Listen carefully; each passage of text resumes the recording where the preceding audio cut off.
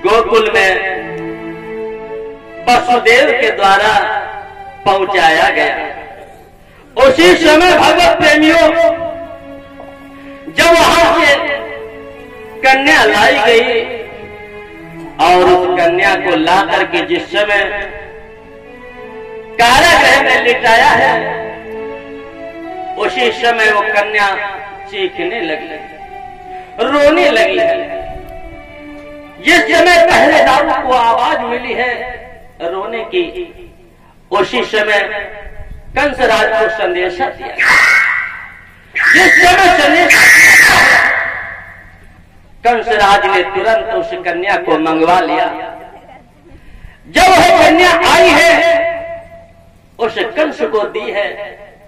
भगवत प्रेमियों, सूत जी कहते हैं राजन परीक्षित, जिस समय उस कन्या को पकड़ा है और पकड़ करके बहन हाथ पसार करके मांगने लगी, कहने लगी भैया तुमने कहा था कि आज तुम्हारा जो पुत्र होगा उसको मैं मारूंगा, ये तो कन्या है, इससे तुम्हें क्या डर है?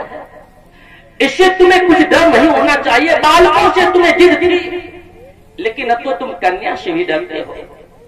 कंसराज कहने लगा भाई, ये कन्या कहीं इसकी शादी हो गई, इसका पति कहीं उससे मेरा अंत हो जाए, या इससे पुत्र हो उससे मेरा अंत हो जाए, इसलिए मेरा कहना है बहन ये बालक मुझे दे दो, ये कन्या मुझे दे दो और इसको मैं मार दूं।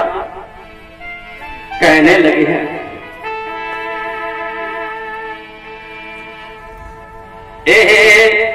तुम्हें न दुख पहुंचाएगी भैया, तुम्हें न दुख पहुंचाएगी, देगी आशीष सदा ही को।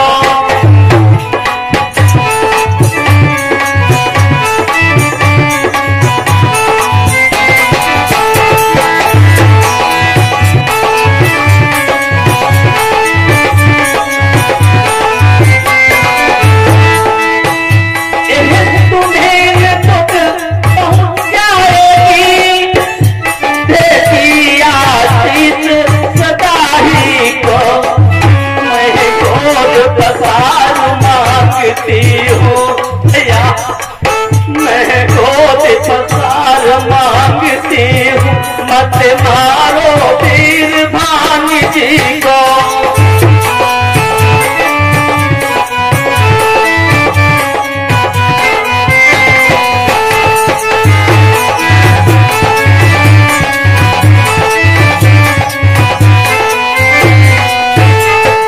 मैं गोद जिस समय आई है और उससे कहा तुम एक काम करो, जितने भी पेट में बालक हूं उनको एक एक करके सबको मार दो, क्योंकि तुम्हें आशीर्वाद है तुम अपना जो जहर तुम्हारे पास है कालकोट नाम का, उसके द्वारा अपने स्तनों में लगा करके सारे बच्चों को दूध पिला करके मार डालो। तो वह कहने लगी है बिल्कुल ऐसा ही होगा, कहीं चिंता न कर, मैं जा करके और चिल्ला करके कहने लगा है जितने योद्धा हैं यहाँ के, ओ महाभटो योद्धाओ, ओ महाभटो योद्धाओ, बलवीरों धाओ धाओ, और प्रगटा है मेरा काल जहां प्रेमियों वहां जाओ जाओ।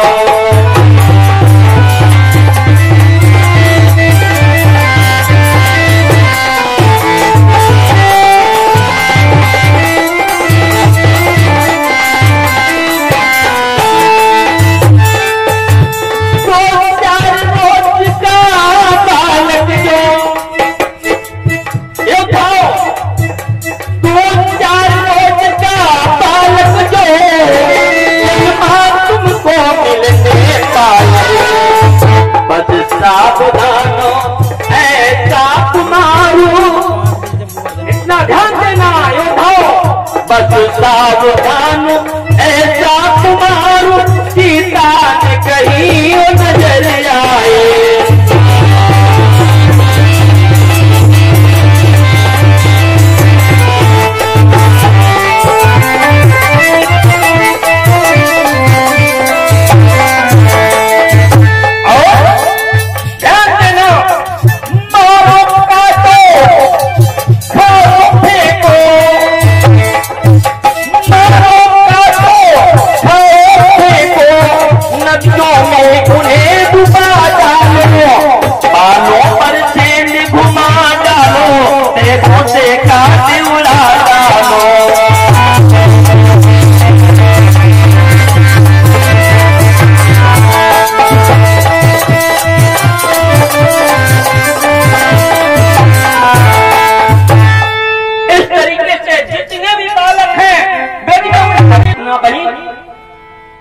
इसी समय जाओ ब्रजमंडल में जाकर के, गोकुल में जाकर के उस नंद बाबा के छैया को अभी मार दो जाकर के।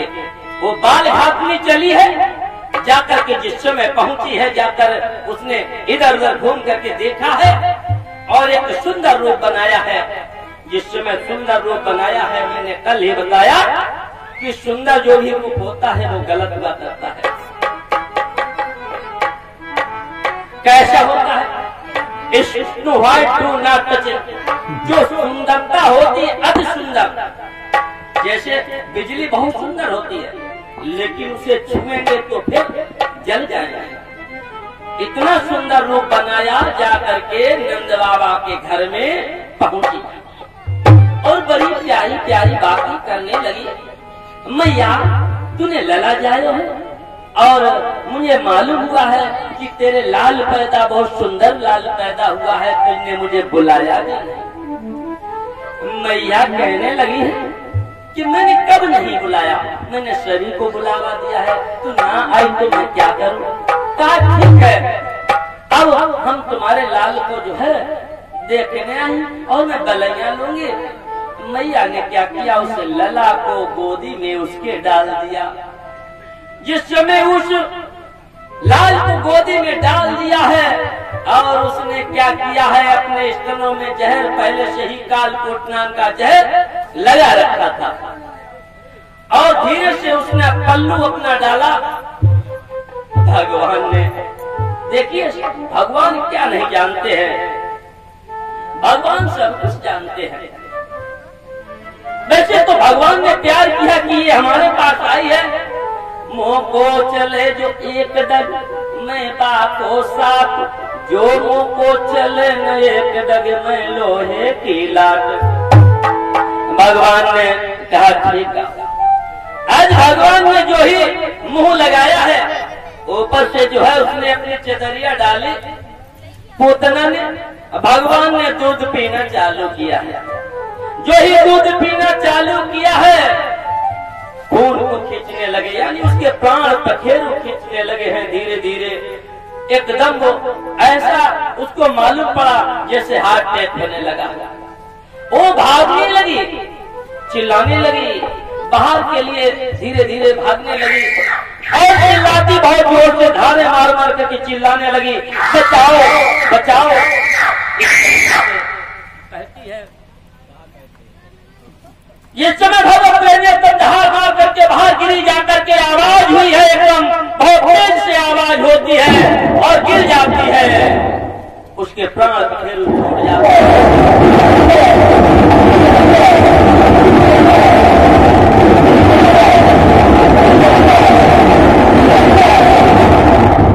तो उससे सुगंध आई। क्यों सुगंध आई?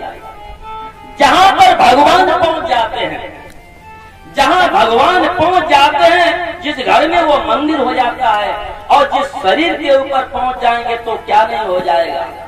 तो वह शरीर बड़ा सुंदर था, कहने का मतलब कन्हैया उसके ऊपर पहुंच चुके थे।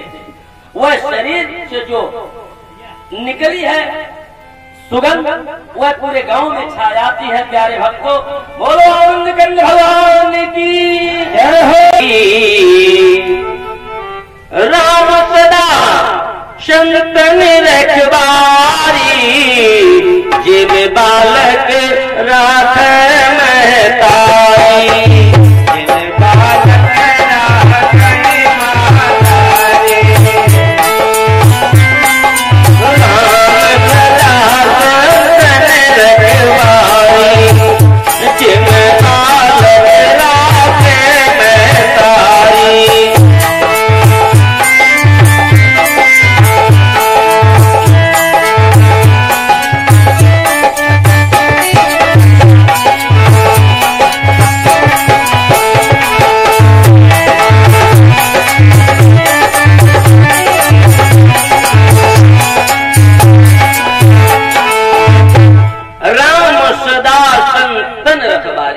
देखिए बड़ी व्याख्या मानस काल में एक एक चौपाई जो है मंत्र के समान है।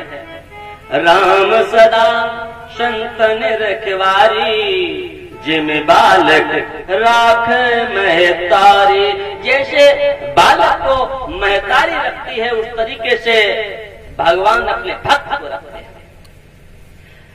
जब भी भगवान को भक्त पुकारता है तो भगवान भागे चले आते हैं, दौड़े चले आते हैं। इसमें कतई संदेह नहीं है। कहा जाता है किसको नहीं तारा है? शिवलिंग को नहीं तारा है और गणिका को नहीं तारा है। किसको नहीं तारा है? एक बार की बात है जिसको गाया जाता है, गणिका नाम की एक जो थी, वह प्रतिदिन क्या करती थी, उसका बहुत सुंदर महल बना हुआ था और वह रोजाना क्या करती थी, जो भी आ जाता था उसके दरवाजे पर याचक उसको भक्त मानती थी। जो भी याचक आता था उसको भक्त मानती थी, यानी उसको पति मानती थी। रोजाना उसी तरीके से सेवा थी जैसे पति की सेवा की जाती है। भगवत प्रेमियों सूर्य जी कहते हैं एक दिन की बात है, भगवान ने विचार किया कि ये सभी को पति मानती है। भगवान जाकर के परीक्षा लेने के लिए पहुंच गए। जिस समय दरवाजे पर पहुंचे हैं, गणिका ने देखा महाराज आ गए, पति देव आ गए। उनको सुंदर आसन दिया। आसन दे करके इसके बाद ने कहा आप नहा लें। भगवान ने सोचा चलो नहा लेंगे। भगवान ने नहाया है और नहा करके इसके बाद में उसने खाना जल्दी बनाया है। जिस समय खाना बनाया है कहा आप नहा चुके? भगवान ने कहा मैंने नहा लिया है। कहा ठीक है, अब प्रभु भोजन पाओ। अब भगवान ने विचार किया कि ये तो गणिका है, कहने का मतलब इसके हाथ का भोजन नहीं पाना चाहिए। गणिका कौन थी? वैश्या की बता दी। इसके हाथ का भोजन आयुष्मान, इसके हाथ का भोजन यदि मैं पा लेता हूं तो सारा देव समाज मुझे क्या कहेगा, मेरा अपमान करेगा। तो भगवान ने देखिए जो ये कहा कि जब तक राम नहीं आ जाएंगे तब तक मैं इस घोड़े को नहीं छोड़ूंगा। यदि राम आ जाए तो घोड़ा दे दूंगा, नहीं तो नहीं दूंगा, क्योंकि इसके मस्तक में अहंकार की बू लगी हुई है। भक्तों कोई भी व्यक्ति हो जिसके सर पर अहंकार की बुलंदी होती है, भगवान का भोजन अहंकार है। कोई भी बिरादरी का हो, छोटा हो बड़ा हो, किसी को ज्ञान का घमंड है, किसी को पैसे का घमंड है, किसी को बहुत लोग का घमंड है, नहीं करना चाहिए। किसी को किसी जात पर घमंड है, और जहां पर घमंड हो जाता है वही परिवार का सत्यानाश हो जाता है। जिस समय भगवान राम जाते हैं उस समय लंकुश ने कहा क्या घोड़ा लेने आया? भगवान ने कहा मैं घोड़ा लेने आया हूं, हमसे युद्ध करो। लंकुश ने कहा तब घोड़ा ले जाओ। भगवान ने कहा तुम बच्चे हो और मेरा तुम्हारे साथ में लड़ना अच्छा नहीं है।